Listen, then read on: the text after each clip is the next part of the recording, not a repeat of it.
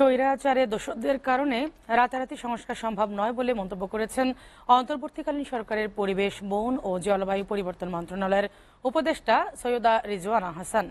বলেছেন, একটি আদর্শ রাষ্ট্র বিনির্মাণে কাজ চলছে। আগামীতে মানুষকে আর হয়তো আয়নাঘর দেখতে হবে না। ভবিষ্যতের বাংলাদেশের সম্ভাবনাকে বাস্তবে রূপ দিতে সবাইকে একযোগে কাজ করার আহ্বান জানান নির্বাচন ব্যবস্থা সংস্কার কমিশনের প্রধান ডক্টর বদিউল আলম মজুমদার। তাইফুর রহমান তুহিনের প্রতিবেদন। Bangladesh institute of international and strategics studies BIIS মিলনায়তনে এই সংবাদ সম্মেলনের আয়োজন করে centre for governance studies CGS। গত 15 বছরে জুলুম নির্যাতনের কথা তুলে ধরে আগামীর বাংলাদেশের কথা জানান বক্তারা। তাকে আমার লিটারি পা ধরে বলতে হয়েছে, আমাকে কোথাও কেউ চাকরি দিত না, ভয়ে কোনো কোর্সমেটের কথা বলতো। গত 15 বছরে আমরা যে জিনিসটা দেখছি সেটা ছিল বিভাজনের রাজনীতি। আপনি যদি 100 জন ছাত্রকে জিজ্ঞেস করেন যে ভাই, despite all the development narratives, আপনি কেন এত ক্ষুব্ধ ছিলেন, বলে আমি কথা বলতে পারতাম না, আমি বোবা ছিলাম। আলোচনায় আসে অন্তর্বর্তীকালীন সরকারের নানামুখী কর্মকাণ্ড। তাদের চলার পথে খেই হারানোর সমালোচনা করেন কেউ কেউ। কোটা বিরোধী আন্দোলনের মাধ্যমে একটা সরকার হয়েছে, এই সরকার গঠনই করা হয়েছে কোটার মাধ্যমে, একদম সিম্পলি কোটার মাধ্যমে। NGO কোটা, ঢাকা ইউনিভার্সিটি ল ডিপার্টমেন্টের কোটা, চট্টগ্রামের কোটা, গ্রামীণ ফোনের কোটা, গ্রামীণের কোটা, এই তো কোটা। এবং পাওয়া না কোনো আপত্তি ছিল না যদি সেই লোকগুলি ক্যাপেবল হতো।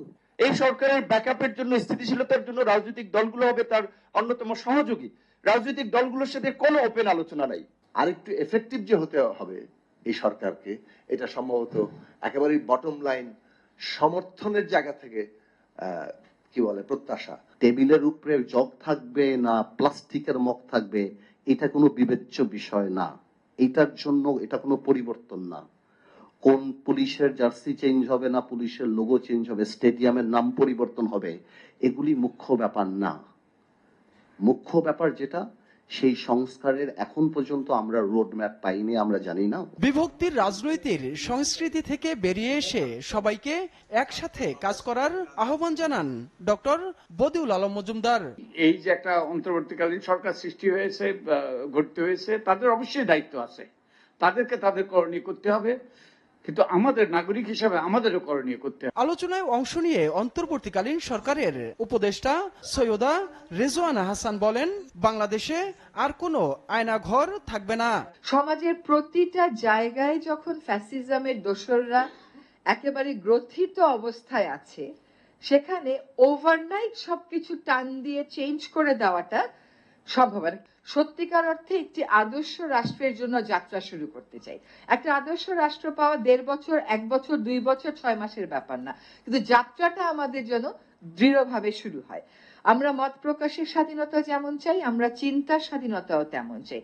সম্ভাবনাময় বাংলাদেশকে এগিয়ে নিতে দলমত নির্বিশেষে সকলের সহযোগিতা চান এই উপদেষ্টা। আমি কেন মনে করব যে আমার স্বপ্ন আপনাদের স্বপ্নের চেয়ে ভিন্ন? আমরা তো সহযোদ্ধা। তাইফুর রহমান তুহিন, SATV, ঢাকা।